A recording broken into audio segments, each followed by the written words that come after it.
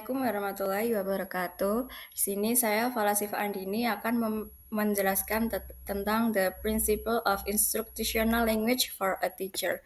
Yang pertama ada know your learner. Jadi di sini sebelum mengajar, guru harus memahami kemampuan bahasa murid, latar belakang mereka, dan cara belajar mereka. Dengan begitu, guru bisa menyesuaikan cara berbicara dan materi yang diajarkan agar lebih mudah dipahami oleh murid. Yang kedua, ada create a positive classroom environment. Jadi kelas harus jadi tempat yang nyaman bagi murid. Mereka harus merasa aman untuk mencoba berbicara meskipun kadang salah. Jika suasana mendukung, murid jadi lebih percaya diri untuk belajar bahasa. Yang ketiga ada model appropriate language use. Guru harus berbicara dengan pengucapan yang jelas, tata bahasa yang benar, dan kosakata yang tepat. Ini supaya murid bisa meniru cara bicara yang baik dan benar dalam bahasa Inggris. Yang keempat ada use visual and real world example. Gunakan alat bantu seperti gambar, video, atau situasi sehari-hari supaya murid lebih mudah memahami materi yang diajarkan dan bisa menghubungkannya dengan kehidupan nyata. Yang kelima, ada encourage interaction. Jangan hanya guru yang aktif berbicara, buat aktivitas seperti kerja kelompok, diskusi, atau bermain peran supaya murid bisa berlatih berbicara dan menggunakan bahasa dalam situasi nyata. Yang keenam ada provide clear instruction. Saat memberikan tugas atau instruksi, gunakan kalimat yang pendek, jelas, dan mudah dimengerti. Ini supaya murid tidak bingung dan tahu apa yang harus dilakukan. Dan yang terakhir ada differentiated instruction. Murid punya kemampuan yang berbeda-beda. Gunakan bahasa yang sesuai dengan tingkat pemahaman mereka supaya semua bisa mengikuti pelajaran tanpa merasa kesulitan. Yang selanjutnya, other principle of instructional language for a teacher. Jadi di sini ada beberapa prinsip utama dalam mengajar dengan bahasa yang baik.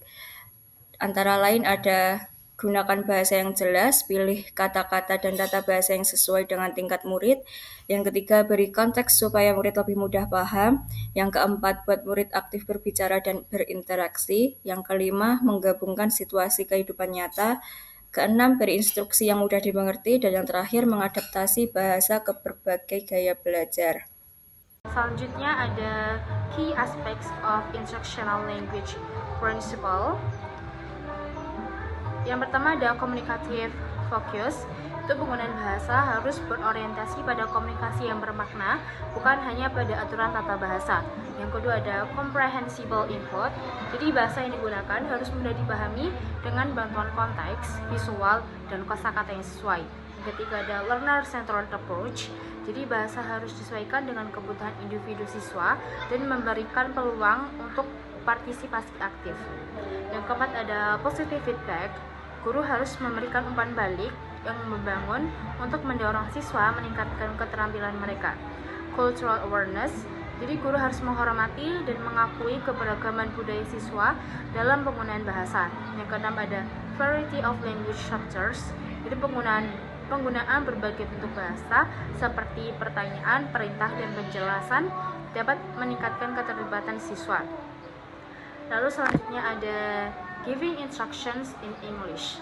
Jadi hal-hal yang perlu dipertimbangkan yaitu ada tata bahasa yang benar, jenis kalimat yang tepat, pemilihan kata yang sesuai, dan konteks yang benar. Dan di sini ada jenis kalimat dalam instruction yaitu commanding. Itu tipe kalimat commanding atau perintah itu menggunakan afirmatif, imperatif, dan tidak menggunakan interrogatif. Selanjutnya ada suggesting atau menyarankan, itu menggunakan afirmatif, imperatif, dan interrogatif. Selanjutnya ada asking atau bertanya, itu tidak menggunakan afirmatif, imperatif, dan hanya menggunakan interrogatif. Lalu yang terakhir ada prohibiting, itu melarang, itu menggunakan afirmatif, imperatif, dan tidak menggunakan interrogatif. Di sini adalah instruksi yang kita harus gunakan di dalam kelas, kita harus menggunakan kalimat jelas dan berarti. Ini misalnya ada untuk menyajikan kelas, ada juga frasa yang seperti ini. Selamat pagi anak-anak.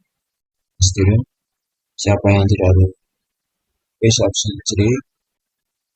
Atau ayo kita mulai pelajarannya sekarang.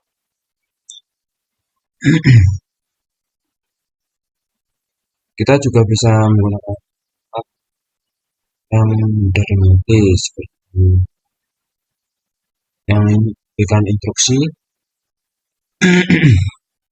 buka bukunya di halaman bla bla bla, atau kalian mengerti atau saya sedang menunggu kalian paham.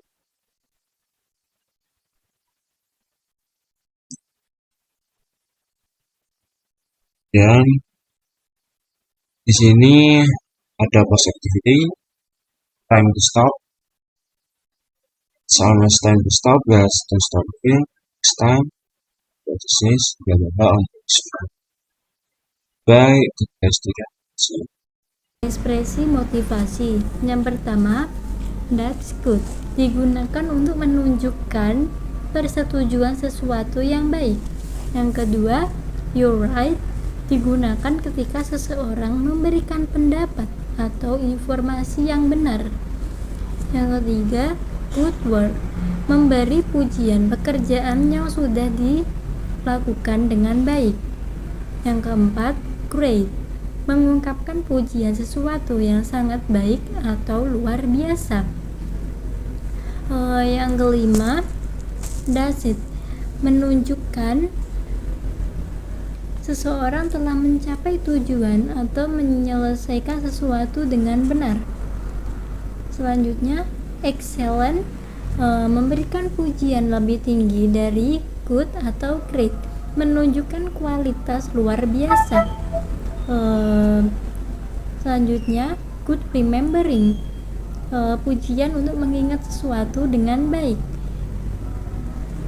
Keep on trying, dorongan untuk terus berusaha meskipun ada kesulitan.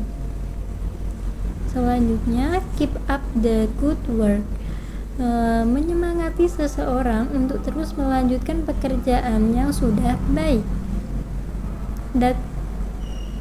That kind of work makes me happy, ekspresi motivasi yang menunjukkan bahwa hasil kerja seseorang membuat orang lain senang. Selanjutnya ada persyaratan teach English to young learners yang efektif menurut Mustafa. Yang pertama, penggunaan Inggris secara terus-menerus. Bahasa Inggris harus digunakan sepanjang waktu di kelas agar anak-anak mendapatkan paparan yang cukup terhadap bahasa Inggris. Dengan cara ini, mereka terbiasa mendengar atau menggunakan bahasa Inggris dalam situasi sehari-hari. Yang kedua, lingkungan kelas yang kaya dengan media sosial, dengan media cetak dalam bahasa Inggris. Seperti poster, gambar, atau tabel dapat memperkaya pengalaman belajar anak-anak dan memberi mereka informasi visual untuk mempelajari kosakata baru. Yang ketiga, penggunaan teknik pembelajaran berbasis aktivitas. Guru sebaiknya menggunakan teknik pembelajaran berbasis aktivitas seperti CPR, permainan, dan proyek. Hal ini dapat membuat pembelajaran telah menyenangkan dan mengaktifkan keterlibatan anak-anak. Yang keempat, variasi teknik pengajaran mempertahankan minat anak-anak. Guru perlu menggunakan berbagai teknik dengan durasi yang pendek untuk menjaga minat anak-anak. Dengan demikian, anak-anak tetap tertarik dan terlibat dalam pembelajaran. Yang kelima, kita harus fokus pada bahasa Inggris fungsional.